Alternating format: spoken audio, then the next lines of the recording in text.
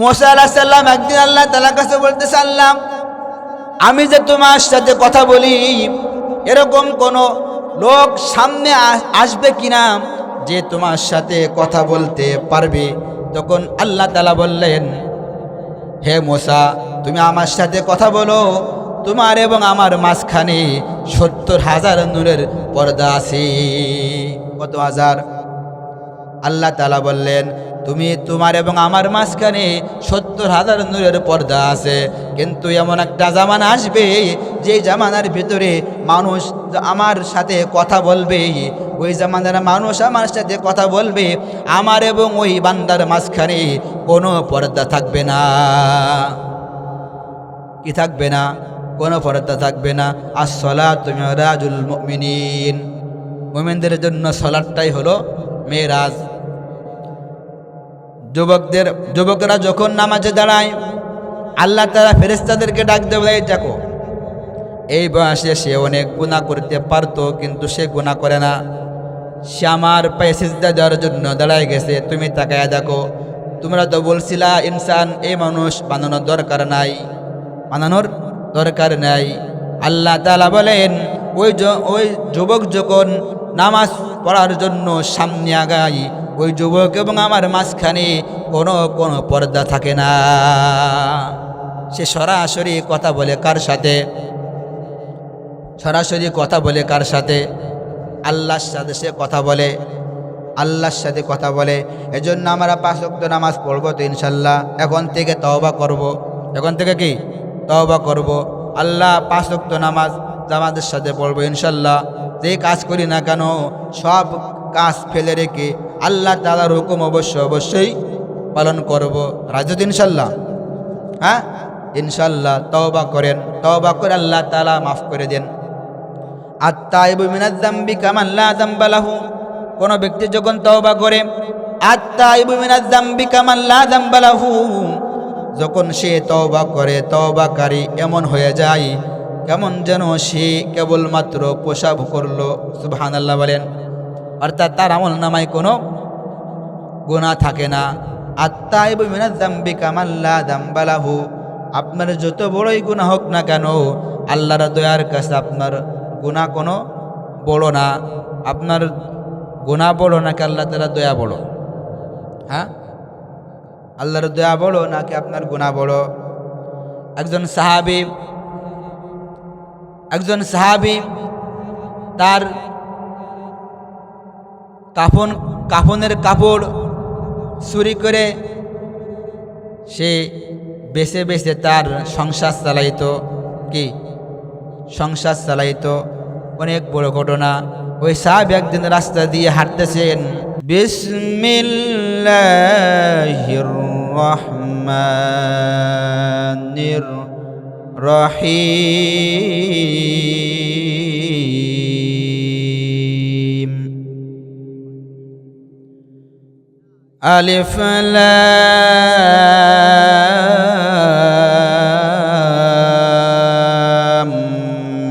মিম, যালিকাল কিতাবু লা রাইবা ফীহি হুদাল লিল মুত্তাকিন।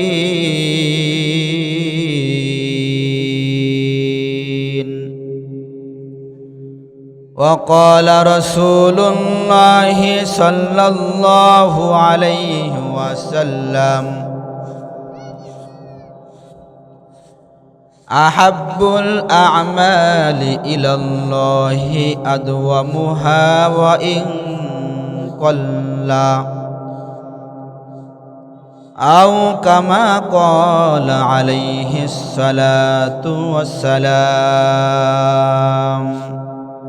الحمد لمن قدر خيرا وقبلا، والشكر لمن صور حسنا وجمالا، والشكر لمن صور حسنا وجمالا. فرد صمد عن صفة خلق بريون، ফরদুন সামাদুন আন সিফাতিন খলকে বারিয়ুন রব্বুন আজালিয়ুন খলাকল খলক কামালা রব্বুন আজালিয়ুন খলাকল খলক কামালা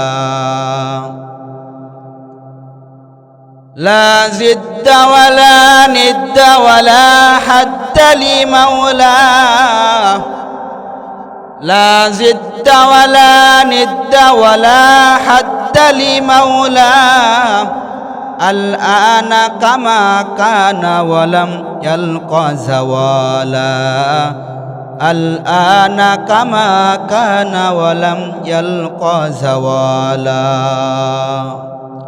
মোহাব্বতের সাথে সকলে দুরূদ ইব্রাহিম পড়ি।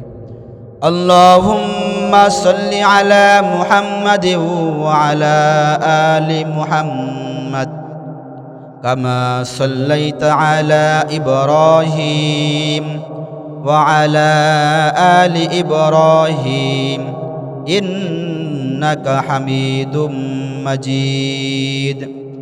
اللهم بارك على محمد وعلى آل محمد كما باركت على إبراهيم وعلى آل إبراهيم إنك حميد مجيد।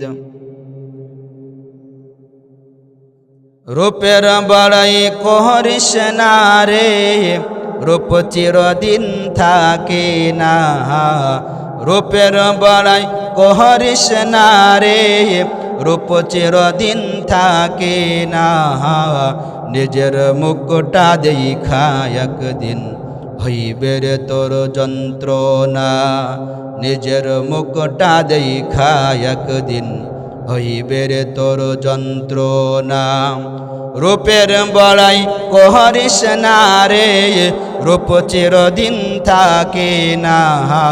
রূপের বড়াই করিস না রে, রূপ চিরদিন থাকে না। নিজের মুখটা দেখা একদিন হইবে রে তোর যন্ত্রণা। নিজের মুখটা দেখা একদিন হইবে রে তোর যন্ত্রণা।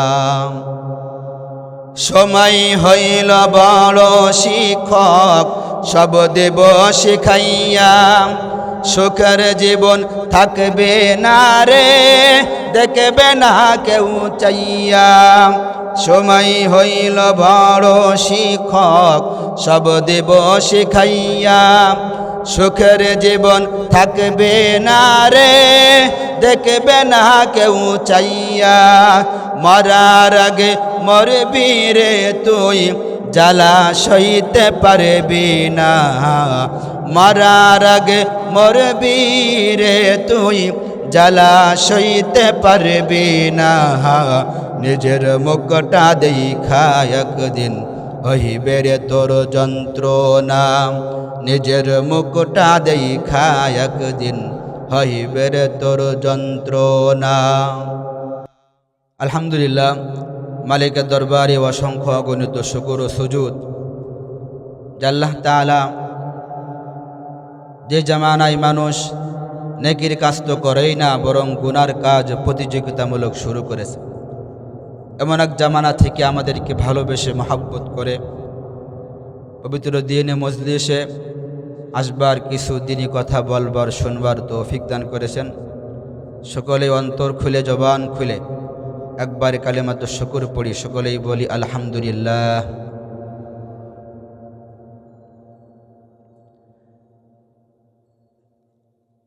মানুষ সব সময় আল্লাহ তাআলার নিয়ামতের ভিতরে ডুবন্ত থাকে। 24 ঘন্টায় সে আল্লাহ তাআলার নিয়ামতের ভিতরে ডুবন্ত থাকে। এই নিয়ামতের শুকরিয়া আদায় করা বান্দা হিসেবে প্রত্যেকের উপরে ওয়াজিব।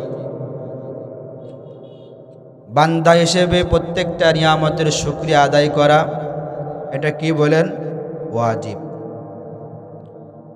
আমাদের এখানে আসার শক্তি দিয়েছেন কে? আওয়াজ দিয়ে বলেন কে? আমরা সব কিছু করব কাকে খুশি করার জন্য?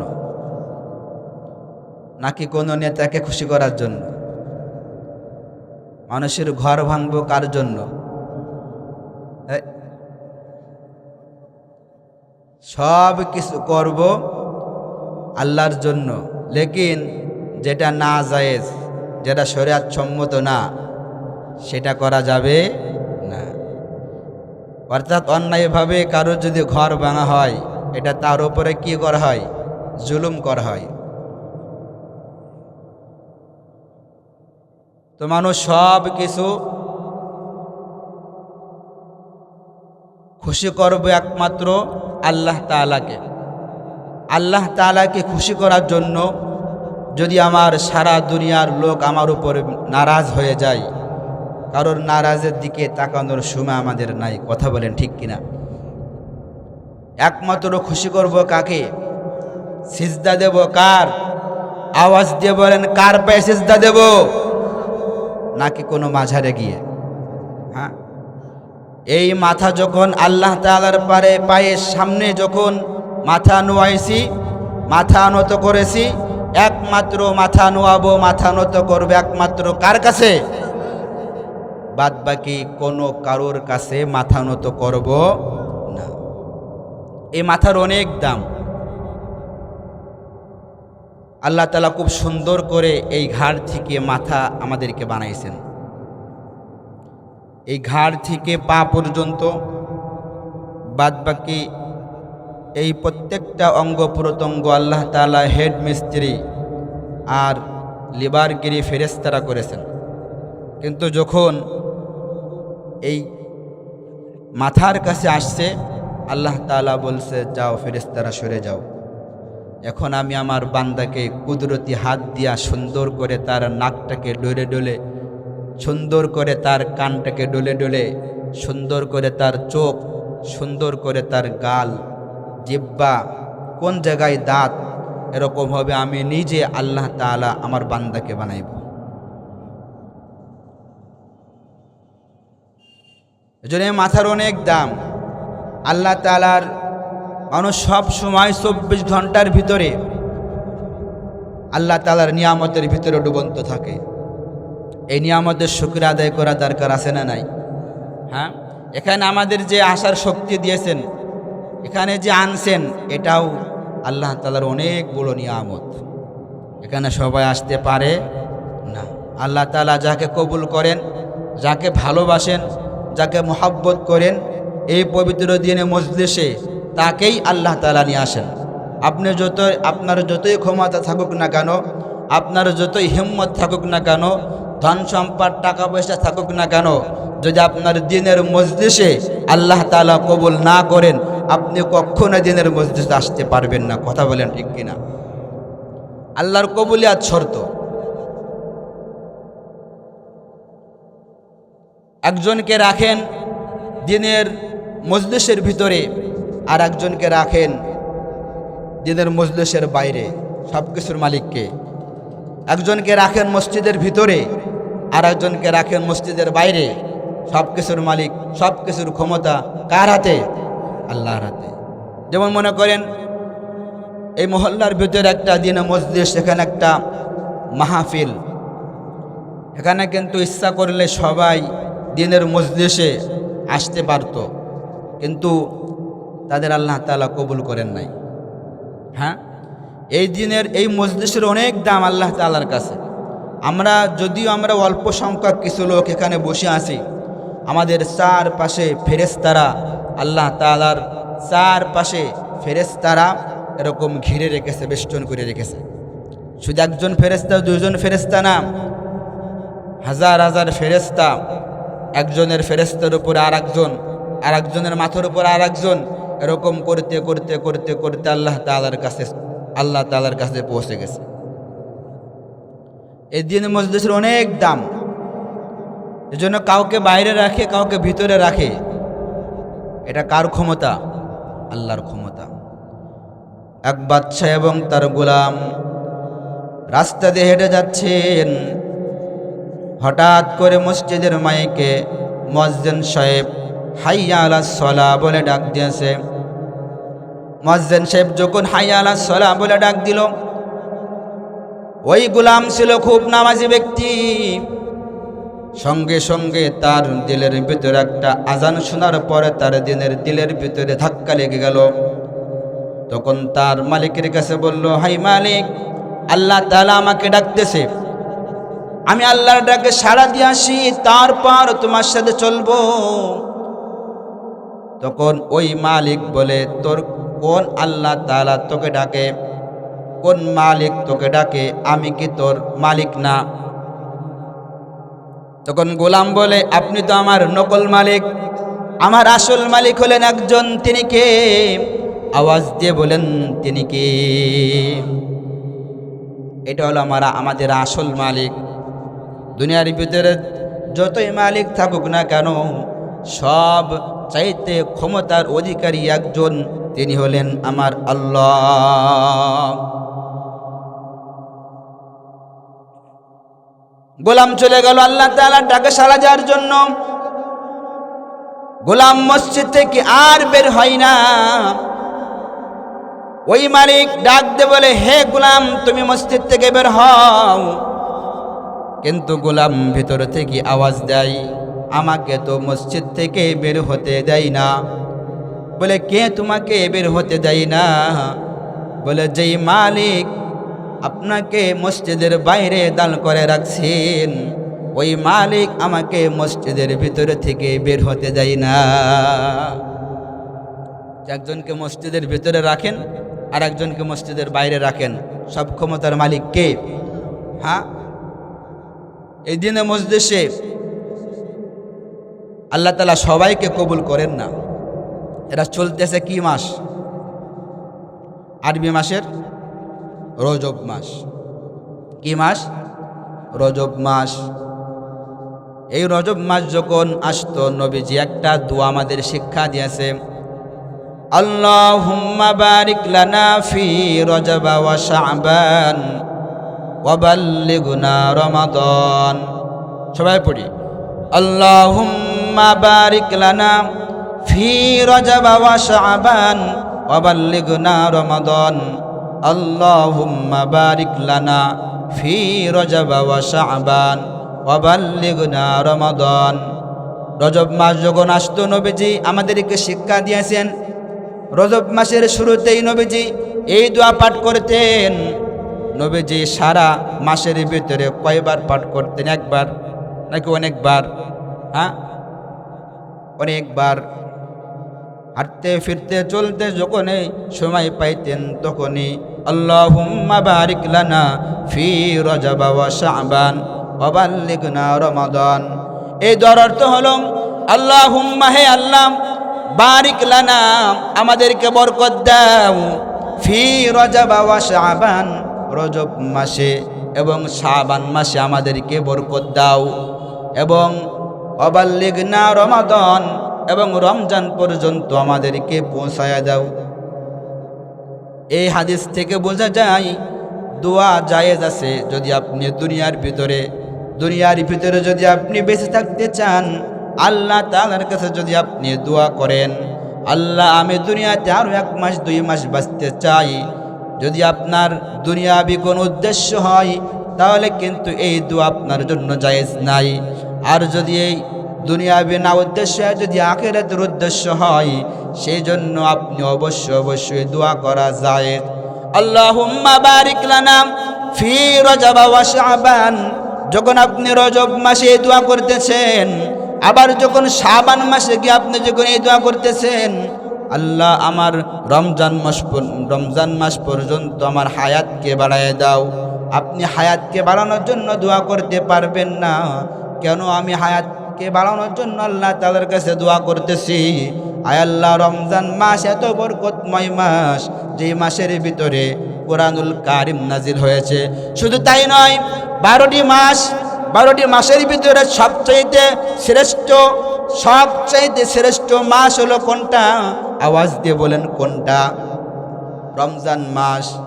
বাকি 11টি মাসের চাইতে এই রমজান মাসটা আল্লাহ তাআলার কাছে অনেক প্রিয়। কারণ রমজান মাস মুমিন মুমিনাতের জন্য সওয়াব কামাই করার একটা সিজন। কি সওয়াব কামাই করার একটা সিজন। মনে করেন ধানের একটা সিজন আছে, অন্যান্য ফসলাদির কিন্তু সিজন আছে।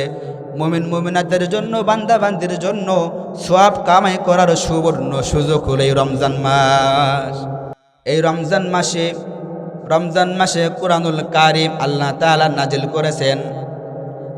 আমরা বক্তাদের মুখে অনেক এই রজব মাসের আল্লাহ তাআলা তার দোস্তকে তার সামনে নিয়ে গেছেন, মেরাজ করাইছেন, শুনেছেন আমরা? হ্যাঁ, এই মেরাজের প্রেক্ষাপট নিয়ে আমি আলোচনা করব। মেরাজ কোন সময় সংঘটিত হয়েছিল? যখন তায়েফের ময়দানে নবীজি দ্বীনের দাওয়াত নিয়ে গেলেন। 1.5 মাস তায়েফবাসীকে দ্বীনের দাওয়াত দিলেন।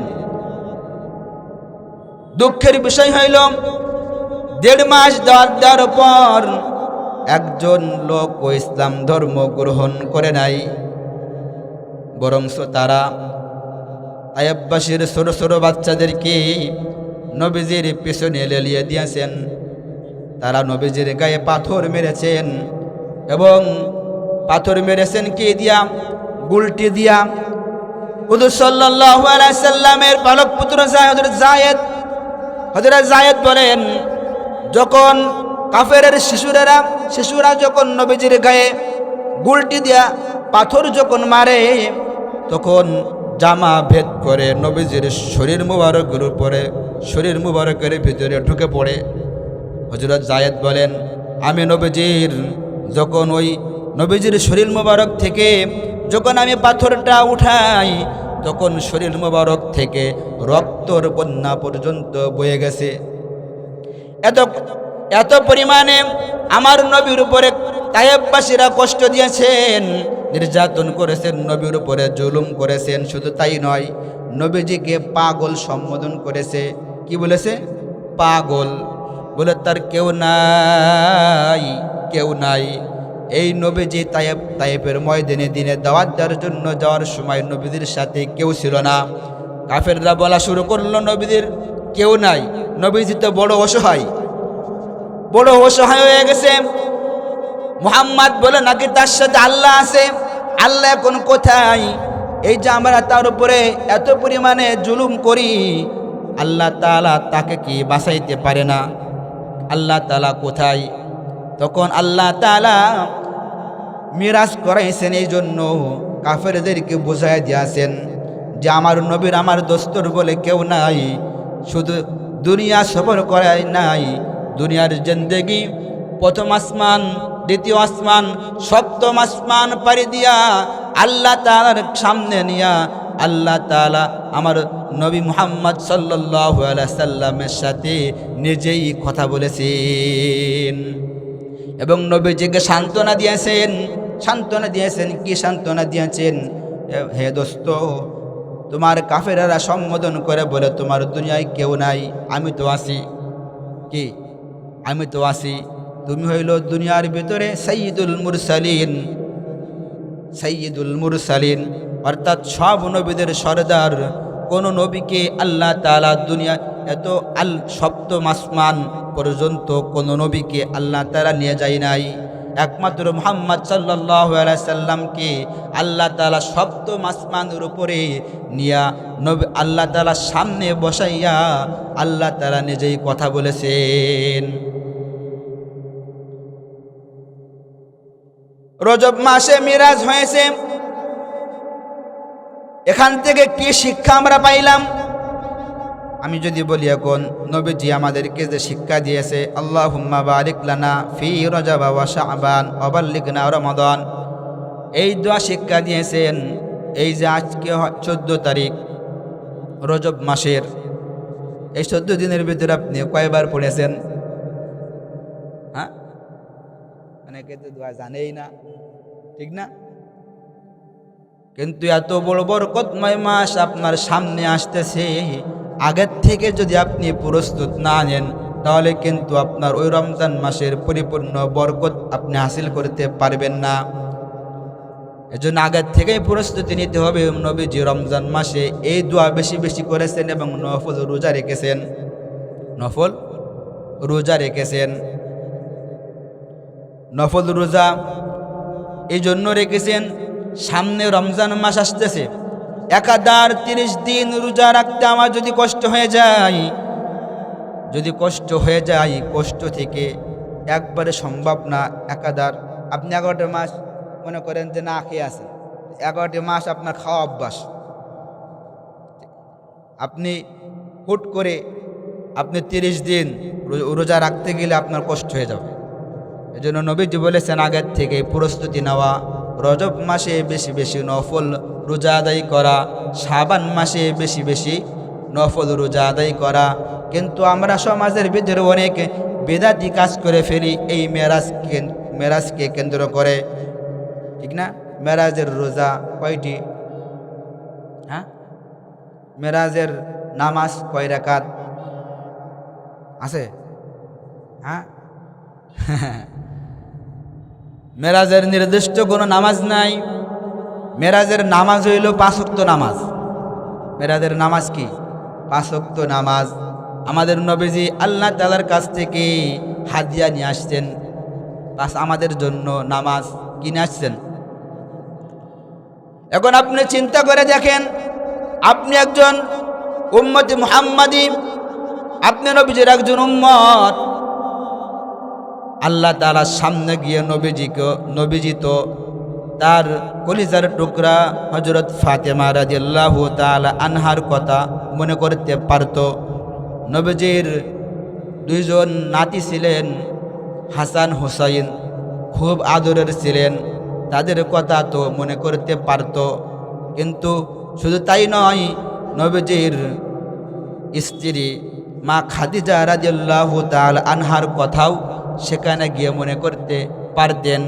কিন্তু নবীজি কারোর কথা কোনো মনে করে নাই।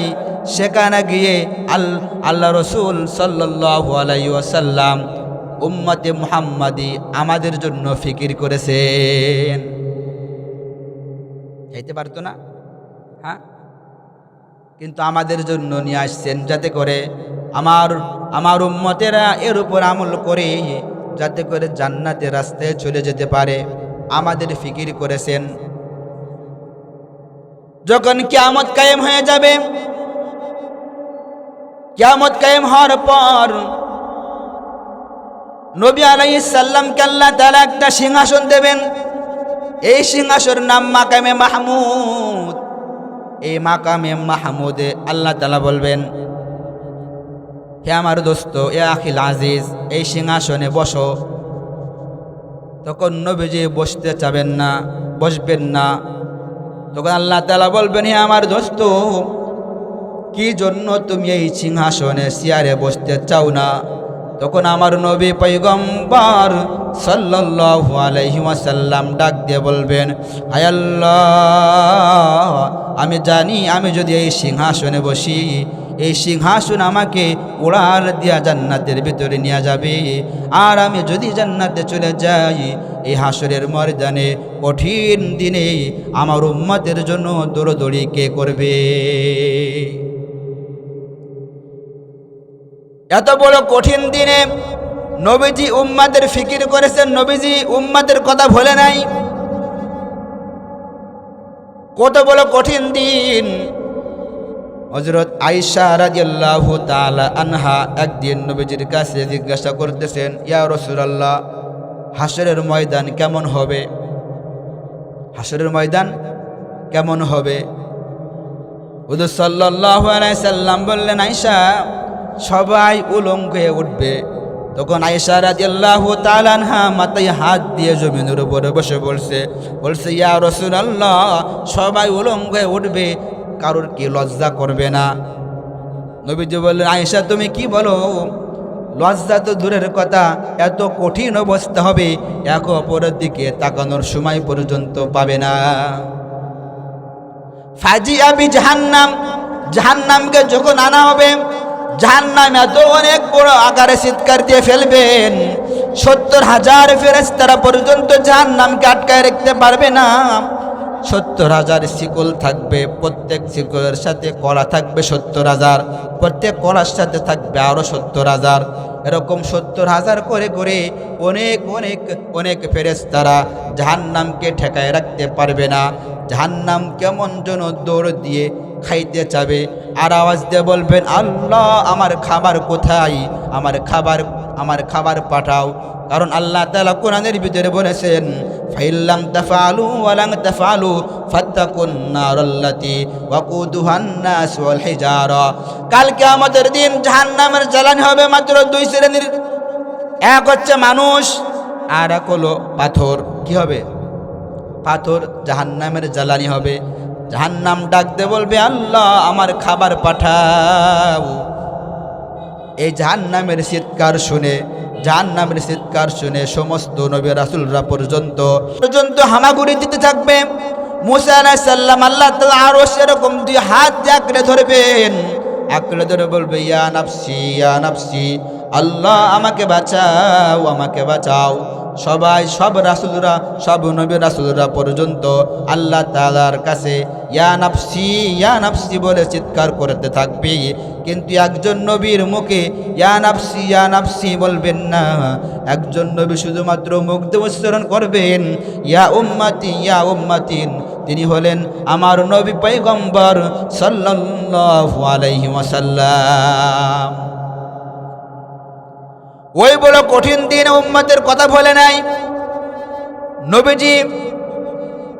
আল্লাহ তাআলা বলবেন, হে দোস্ত, এখানে তুমি উম্মতের ফিকির করতেছো। তখন আমার নবী বলবেন, কেন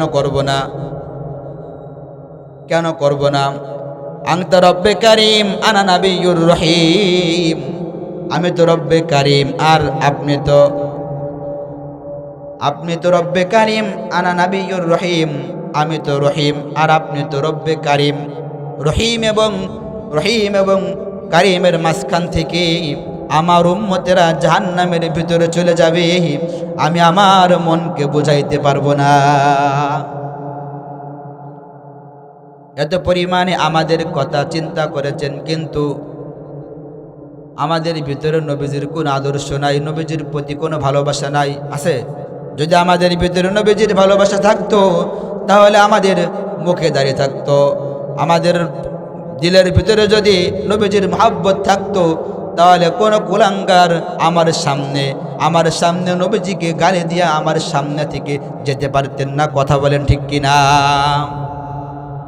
রজব মাস আসতে সবে মেরাজের রাত্রে আপনার ইশকে রাসূল জেগে ওঠে, বরাতের রাত্রে আপনার ইশকে রাসূল জেগে ওঠে, আর আপনার সামনে নবীজিকে গালি দেওয়া হয়, তখন আপনার ভিতরে ইশকে রাসূল জেগে ওঠে না। এটা ভণ্ডামি ছাড়া কিছুই না। কথা বলেন ঠিক কিনা? নবীজির মহব্বত দিলে থাকতে হবে, অবশ্যই থাকতে হবে। আওয়াজ দিয়ে সবাই একবার চিৎকার করে বলেন, সবাই আওয়াজ দিয়ে একবার মালিককে ডাক দেন, আল্লাহ আল্লাহ আল্লাহ। এখানে আসছেন, কিছু নিয়ে যেতে হবে না? হ্যাঁ, কিছু নিতে হবে না? হ্যাঁ, আমরা সবাই এই দোয়াটা বেশি বেশি মশক করে নেই। আল্লাহুম্মা বারিক লানা ফি রজব ওয়া শাবান ওয়া বাল্লিগনা রমাদান। আল্লাহুম্মা বারিক লানা ফি রজব ওয়া শাবান ওয়া বাল্লিগনা রমাদান। আল্লাহুম্মা বারিক লানা ফি রজব ওয়া শাবান ওয়া বাল্লিগনা রমাদান। আল্লাহ তাআলা আমাদেরকে দুনিয়াতে পাঠাইছেন, কোনো মাকসাদ আছে না নাই? আল্লাহ তাআলা যত সৃষ্টি, যত মাখলুক আল্লাহ তাআলা বানাইছেন, সব মাখলুকের পিছনে মাকসাদ আছে না নাই? আছে না? অবশ্যই আছে। আল্লাহ তাআলা ফেরেশতাদেরকে বানাইছেন, তারা সৃষ্টির শুরু লগ্ন থেকে তারা এক শ্রেণীর ফেরেশতারা তারা রুকু অবস্থায় আছে, এক শ্রেণীর ফেরেশতারা তারা সিজদা অবস্থায় আছে, এক শ্রেণীর ফেরেশতারা তারা দাঁড়ানো অবস্থায় আছে। অনেক ফেরেশতা আল্লাহ তাআলা বানাইছেন। এক এক ফেরেশতার এক এক দায়িত্ব দিয়ে আল্লাহ তাআলা দায়িত্ব দিয়ে রাখছেন। আল্লাহ তাআলা মানুষ বানাইছেন, মানুষের ভিতরে আল্লাহ তাআলা উদ্দেশ্য আল্লাহ তাআলা মানুষ বানাইছেন। আমাদেরকে কেন বানাইছেন? আল্লাহ তাআলা বলেন, ওমা খলাকতুল জিন্না ওয়াল ইনসা ইল্লা লিয়াবুদুন।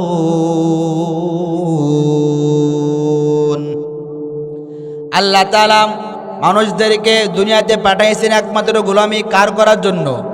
হ্যাঁ, আওয়াজ দিয়ে বলেন, গোলামি করব কার? কোন নেতার গোলামি নয়, কোনো মন্ত্রীর গোলামি নয়, কোনো চেয়ারম্যানের গোলামি নয়, কোনো মেম্বারের গোলামি নয়। গোলামি করবে একমাত্র কার? আওয়াজ দিয়ে বলেন কার? খোদার জমিনে খোদার আইন বাস্তবায়ন করার জন্য ফিকির করার দরকার আছে না নাই? আওয়াজ দিয়ে বলেন আছে না নাই? মানব রচিত কোনো আইন খোদার জমিনে চলতে দেওয়া যাবে না। কথা বলেন ঠিক কিনা? হ্যাঁ, আল্লাহ তাআলা আমাদের জিন্দেগি বন্দেগি বানানোর জন্য আল্লাহ তাআলা আমাদেরকে দুনিয়াতে পাঠাইছেন। প্রত্যেকটা ক্ষেত্রে 24 ঘন্টার ভিতরে যদি আমি এরকম একটা তালিকা বানাই, কোন সময় আমি কি করব, আমলের জিন্দেগি কি? আমলের জিন্দেগি। এখন কি বলতে পারবে যে আমার আমল নামায় কোনো গুনাহ নাই? হ্যাঁ হ্যাঁ, বলতে পারে যে আমার আমল নামায় কোনো গুনাহ নাই? আপনার তো ফিকির নাই, আপনার চিন্তাই নাই।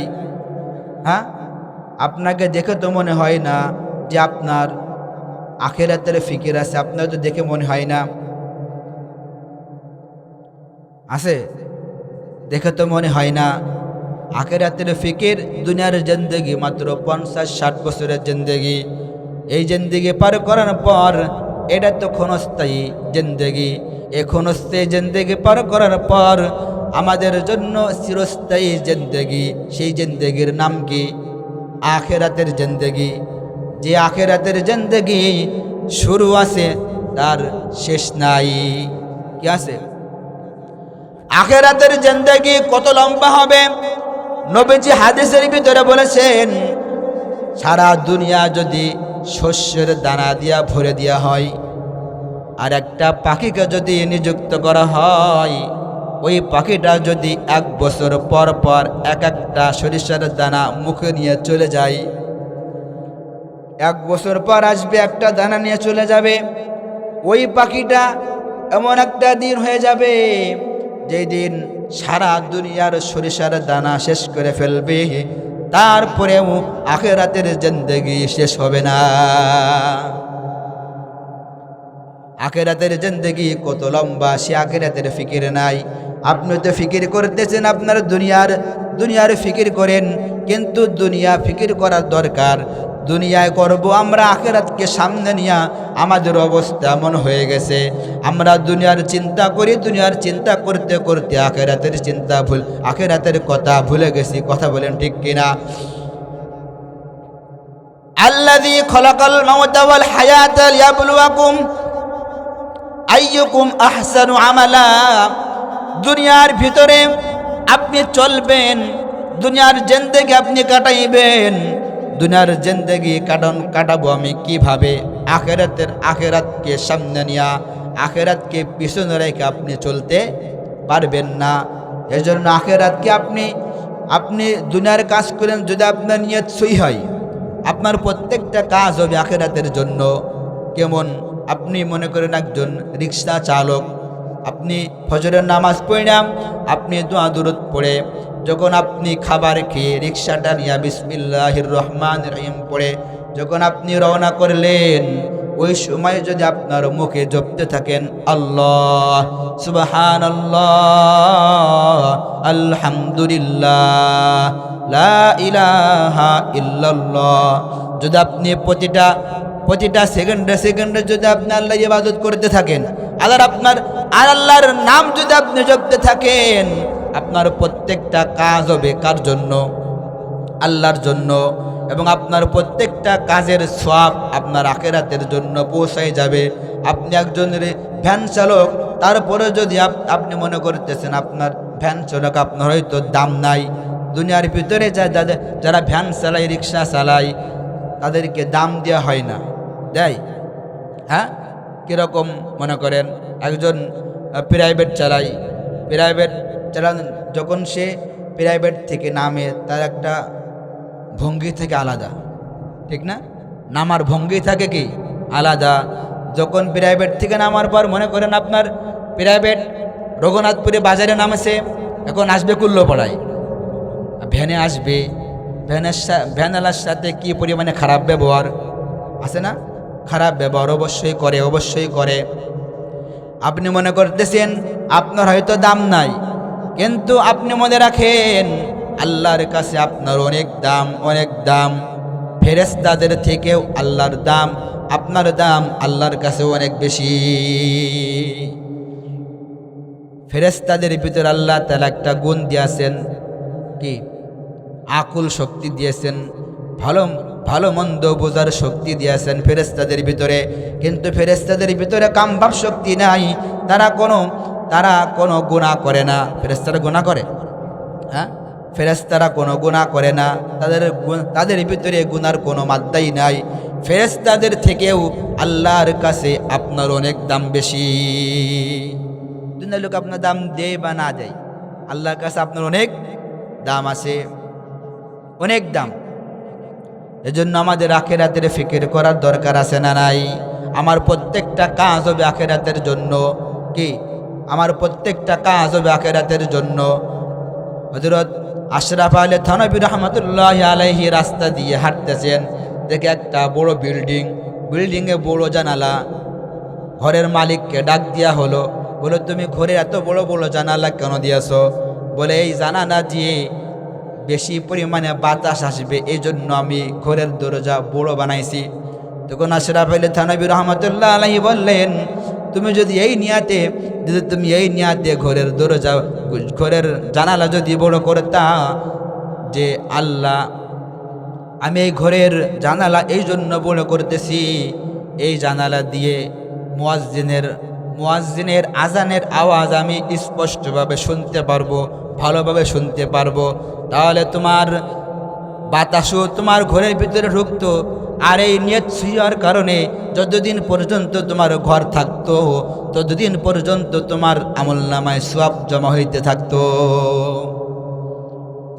আপনার নিয়ত যদি সহি হয় আর আপনার দুনিয়াবি কাজ যদি হয়, ওই কাজ যদি নিয়তের উপর নির্ভর আখিরাতের নিয়ত হয়, অবশ্যই দুনিয়াবি কাজ হয়ে যাবে, আখিরাতের কাজ কি হবে?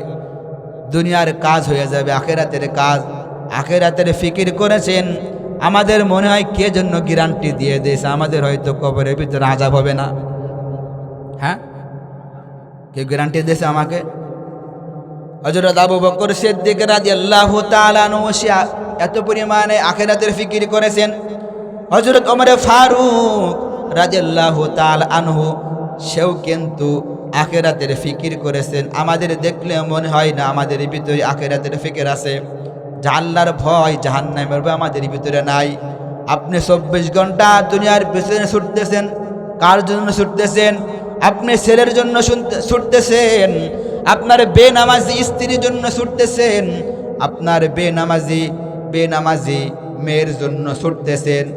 যেই মেয়ে আপনাকে জাহান্নামে নিয়ে যাবে, ওই মেয়ের জন্য আপনি দুনিয়ার পিছনে ছুটতে আপনার 24 ঘন্টা সময় আপনার জিন্দেগির ভিতরে থেকে পার করে ফেলতেছেন। হাদিসের ভিতর আসছে, যে ব্যক্তি ফজরের নামাজ না পড়ে ঘুমায়া থাকে, সে হচ্ছে আল্লাহ তাআলার দুশমন। আল্লাহর দুশমন। আপনার ছেলে সকালবেলায় ফজরের নামাজ না পড়ে সে ঘুমায় আছে, তার জন্য আপনি এত পরিশ্রম করতেছেন, আপনার মাথার ঘাম পায়ে ফেলে তার জন্য উপার্জন করে তাকে সুন্দরভাবে তাকে রাখতেছেন। আপনার স্ত্রীর জন্য আপনি সুন্দর পোশাক আদি কিনে দিচ্ছেন, তার জন্য আপনি তাকে সুখে রাখার জন্য। কার জন্য? বেনামাজি স্ত্রীর জন্য, ঠিক না? বেনামাজি স্ত্রীর জন্য। এদের পিছনে সময় দিয়ে আপনার কোনো লাভ নাই। এদের পিছনে সময় যদি আপনার নিয়ত সহি হয়, আর যদি আপনি আপনার ছেলেকে নামাজি বানাইতে পারেন, আর আপনার স্ত্রীকে যদি আপনি নামাজি বানাইতে পারেন, আপনার ছেলেকে যদি আপনি নামাজি বানাইতে পারেন, আপনার প্রত্যেকটা কাজ হবে একমাত্র আল্লাহ তাআলার জন্য, আখিরাতের জন্য। মনে করেন আপনি স্ত্রীর একটা শাড়ি কেনার জন্য আপনি রিক্সা নিয়ে বের হয়েছেন, 20টা প্যাসেঞ্জার নেওয়ার পর আপনার 500 টাকা হয়েছে। আপনার স্ত্রীকে আপনি নামাজি বানাইতে পেরেছেন, ওই স্ত্রীর জন্য আপনি উপার্জন করবেন, শাড়ি কিনে দেবেন, ওই 500 টাকা সদকা করার সওয়াব হবে। বলেন সুবহানাল্লাহ। আপনার মেয়ের জন্য আপনি যা কিছু করবেন, আপনার মেয়েকে যদি আপনি সুন্দর সুশিক্ষায় শিক্ষিত গড়ে তুলতে পারেন, আর আপনার প্রত্যেকটা নিয়ত যদি সহি হয়, তাহলে আপনার ওই মেয়ের পিছনে যা খরচ করবেন ওই সব আপনার সদকা করার সওয়াবে পরিণত হয়ে যাবে। আখিরাতের ফিকির করার দরকার আছে না নাই?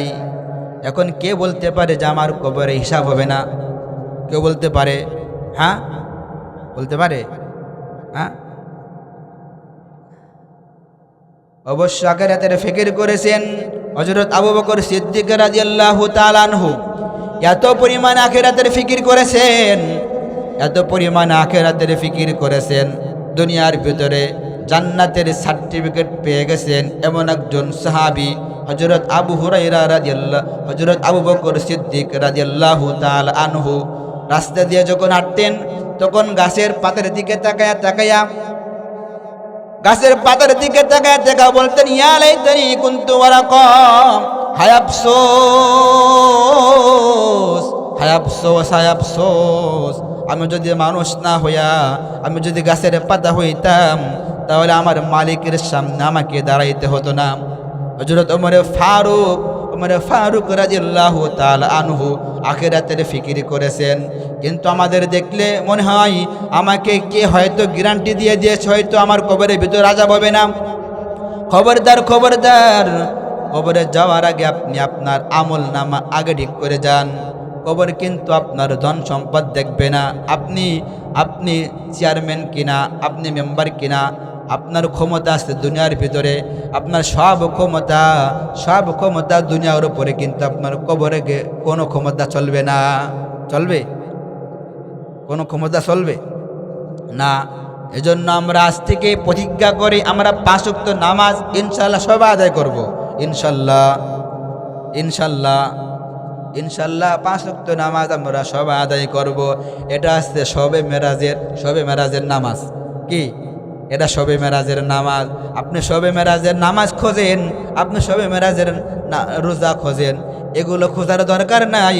নবীজি যখন আল্লাহ তাআলার কাছ থেকে সরাসরি আপনার যত পরিমাণে আল্লাহ তাআলা বিধান করেছেন, ফরজ করেছেন, মনে করেন রোজা ফরজ করেছেন জিবরাইল আলাইহিস সালামের মাধ্যমে, তারপর জাকাত ফরজ করেছেন জিবরাইল আলাইহিস সালামের মাধ্যমে। কিন্তু আল্লাহ তাআলা কেমন যেন বলতে চেয়েছেন, আল্লাহ তাআলা মিরাজ করাইছেন নবীজিকে, হে নবী, হে দোস্ত, তোমাকে আমি জিবরাইল আলাইহিস সালামের মাধ্যমে এই বিধানটা দেব না, সরাসরি আমার সামনে বসাইয়া আমি তোমাকে হাদিয়া দেব, এই সালাত, এই নামাজ তোমাকে হাদিয়া দিয়ে দেব। এজন্য মুসা আলাইহিস সালাম একদিন আল্লাহ তাআলার কাছে বলতেছে, আল্লাহ, আমি যে তোমার সাথে কথা বলি, এরকম কোন লোক সামনে আসবে কিনা যে তোমার সাথে কথা বলতে পারবে? তখন আল্লাহ তাআলা বললেন, হে মুসা, তুমি আমার সাথে কথা বলো, তোমার এবং আমার মাঝখানে 70,000 নূরের পর্দা আছে। কত হাজার? আল্লাহ তাআলা বললেন, তোমার এবং আমার মাঝখানে 70,000 নূরের পর্দা আছে। কিন্তু এমন একটা জামানা আসবে, যে জামানার ভিতরে মানুষ আমার সাথে কথা বলবে, ওই জামানার মানুষ আমার সাথে কথা বলবে, আমার এবং ওই বান্দার মাঝখানে কোনো পর্দা থাকবে না। কি থাকবে না? কোনো পর্দা থাকবে না। as-salatu মিরাজুল মুমিনিন, মুমিনদের জন্য সালাতটাই হলো মেরাজ। যুবকরা যখন নামাজে দাঁড়ায়, আল্লাহ তাআলা ফেরেশতাদেরকে ডাক দেবে, দেখো, এই বয়সে সে অনেক গুনাহ করতে পারতো, কিন্তু সে গুনাহ করে না, সে আমার পায়ে সিজদা দেওয়ার জন্য দাঁড়ায় গেছে, তুমি তাকায়া দেখো। তোমরা তো বলছিলা ইনসান এই মানুষ বানানোর দরকার নাই, বানানোর দরকার নাই। আল্লাহ তাআলা বলেন ওই যুবক যখন নামাজ পড়ার জন্য সামনে আগায়, ওই যুবক এবং আমার মাঝখানে কোনো পর্দা থাকে না। সে সরাসরি কথা বলে কার সাথে? সরাসরি কথা বলে কার সাথে? আল্লাহর সাথে সে কথা বলে, আল্লাহর সাথে কথা বলে। এজন্য আমরা 5 ওয়াক্ত নামাজ পড়বো তো ইনশাল্লাহ। এখন থেকে তওবা করব। এখন থেকে কি তওবা করব। আল্লাহ 5 ওয়াক্ত নামাজ জামাতের সাথে পড়বো ইনশাল্লাহ। যেই কাজ করি না কেন সব কাজ ফেলে রেখে আল্লাহ তাআলার হুকুম অবশ্যই পালন করব। রাজি তো ইনশাল্লাহ? হ্যাঁ ইনশাল্লাহ। তওবা করেন, তওবা করে আল্লাহ তাআলা মাফ করে দেন। আত-তাইবু মিনাজ যামবি কামান লা যামবা লাহু। কোন ব্যক্তি যখন তওবা করে, আত-তাইবু মিনাজ যামবি কামান লা যামবা লাহু, যখন সে তওবা করে, তওবাকারী এমন হয়ে যায় কেমন যেন সে কেবলমাত্র পেশাব করলো। সুবহানাল্লাহ বলেন। অর্থাৎ তার আমল নামায় কোনো গুনাহ থাকে না। আত-তাইবু মিনাজ যামবি কামান লা যামবা লাহু। আপনার যত বড়ই গুনাহ হোক না কেন আল্লাহর দয়ার কাছে আপনার গুনাহ কোনো বড় না। আপনার গুনাহ বড় নাকি আল্লাহ তাআলার দয়া বড়? হ্যাঁ, আল্লাহর দয়া বড় নাকি আপনার গুনাহ বড়? একজন সাহাবী তার কাফনের কাপড় চুরি করে সে বেছে বেছে তার সংসার চালাইতো। কি সংসার চালাইতো? অনেক বড় ঘটনা। ওই সাহাবী একদিন রাস্তা দিয়ে হাঁটতেছেন। সাহাবী রাস্তার কিনারায় বসে চিৎকার করে করে আওয়াজ দিয়ে কাঁদতেছে। ওই রাস্তা দিয়ে হযরত ওমরে ফারুক রাদিয়াল্লাহু তাআলা আনহু রওনা করেছেন। হযরত ওমরে ফারুক রাদিয়াল্লাহু তাআলা আনহু ওই ব্যক্তির কান্না দেখে, দেখবেন আমার সামনে যদি একজন হাউমা করে চিল্লা কান্দে, তাহলে কিন্তু ওই কান্না দেখে আমারও কিন্তু কান্না চলে আসে না নাই? মনে করেন আপনার কোন আত্মীয় মারা গেছে, আপনার পাড়া প্রতিবেশী ওই লোককে দেখতে গেছে, আপনার কান্না দেখে আপনার ওই ব্যক্তির সামনে কান্নার আওয়াজ শুনে ওই ব্যক্তি কান্না করে দেয়। এরকম আছে না? হ্যাঁ, কান্না করে ফেলে। ওমর রাদিয়াল্লাহু তাআলা আনহু রাস্তা দিয়ে হাঁটতেছে, যে ওই ব্যক্তি চিৎকার করে করে কাঁদতেছেন, ওই ব্যক্তির কান্নার আওয়াজ শুনে হযরত ওমরে ফারুক কান্না করে ফেলেছেন। ওই কান্না অবস্থায় নবীজির দরবারে আসছেন। নবীজি বুঝতে পারছেন ওমরে ফারুকের হয়তো কোনো ঘটনা ঘটেছে। তখন নবীজি ওমরে ফারুকের কাছে জিজ্ঞাসা করলেন যে, ওমর কেন কান্না করো? কারণ কি? কেন কাঁদো? বলি, ইয়া রাসূলুল্লাহ, আমি যখন রাস্তা দিয়ে আসতেছিলাম, ঠিক ওই সময় যখন এক ব্যক্তি এত পরিমাণে কান্না করছিল, যার কান্না দেখি আমারও চোখে পানি চলে আসছে। বলে, ওই সাহাবীকে ডেকে নিয়ে আসো, ওই ব্যক্তিকে ডেকে নিয়ে আসো। ওই ব্যক্তির কাছে যা হলো, ওই ব্যক্তি নবীজির দরবারে আসবে না। ওই ব্যক্তি নবীজির দরবারে আসবে না। আরো 2 জন সাহাবী পাঠানো হলো। যাও, নবীজি সালাম জানাইছেন, নবীজির ডাকে সাড়া দেওয়ার জন্য তুমি নবীজির দরবারে আসো। তখন ওই ব্যক্তি নবীজির দরবারে আসলো। নবীজি জিজ্ঞাসা করলো, তুমি কেন কান্না করো? কারণ কি? তখন বলি, ইয়া রাসূলুল্লাহ, আমি অনেক বড় গুনাহ করে ফেলেছি। যেই গুনাহ আমি করে ফেলেছি, এই গুনার কারণে আমি অনুতপ্ত হয়েছি, যার কারণে আমার চোখের পানি, আমি আল্লাহ তাআলার কাছে মাপ পাবো কিনা আমার সন্দেহ আছে। এত বড় গুনাহ আমি করে ফেলেছি। বলে, বলো তুমি কি গুনাহ করেছো? বলে, ইয়া রাসূলুল্লাহ, আমি কাফন চুরি করে করে, কাফন বিক্রি করে করে আমার সংসার চালাই। তখন নবীজি বললেন, এটা তো বড় কোনো গুনাহ না, আল্লাহ অবশ্যই মাফ করে দেবে। তখন সাহাবী বলেন, ইয়া রাসূলুল্লাহ, ইয়া রাসূলুল্লাহ, ইয়া হাবিবাল্লাহ, শুধু তাই নয়, আমি কাফন চুরি করি, এটা তো এক গুনাহ। কিন্তু মদিনার ভিতরে এক যুবতী সুন্দরী নারী সে মারা গিয়েছে। আমি তার কাফন চুরি করে যখন ফিরে আসব, ওই সময় দেখি ওই সুন্দরীর চেহারা দেখে আমাকে আর স্থির রাখতে পারি নাই। ওই সুন্দরীর নারীর সাথে আমি জিনায় লিপ্ত হয়ে গিয়েছি। যখন আমি জিনার ভিতরে লিপ্ত হয়ে গেলাম, যখন আমি ফিরে আসতেছি, তখন ওই নারী কেমন যেন আওয়াজ দিয়ে বলল, হে তুই আমাকে কি করলি? আমি একজন সতী নারী, আমি একজন দুনিয়ার ভিতরে সতী নারী ছিলাম। এই কবরের বাসির ভিতরে আমাকে তুই উলঙ্গ করে আমার সাথে জিনা করলি।